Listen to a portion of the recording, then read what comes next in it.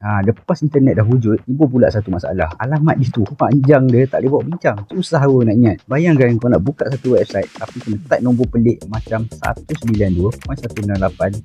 bla bla bla bla bla bla bla bla dan seterusnya. Jadi tahun 1984 lahirlah DNS, sistem nama domain. Sekarang ni kita kena cuma type je tiktok.com. Kita faham sendiri alamat sebenar dia. Lepas tu datang lagi dua benda penting yang buat internet meletup. Salah satunya email yang mulanya pada tahun 1971. Masa tu orang guna untuk kirim mesej cepat antara universiti. Dan satu lagi World Wide Web ciptaan Tim Berners-Lee tahun 1989. Dia buat sistem hyperlink, nama web dan pelayar. Dari sinilah lahir internet yang kita kenal sekarang. Tapi kena faham, internet bukan web.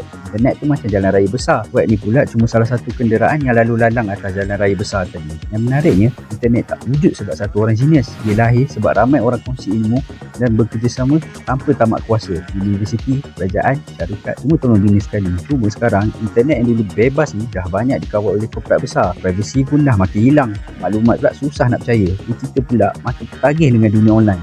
Jadi, soalan ni sekarang, internet ni milik kita semua ke atau dah jadi milik segelintir orang?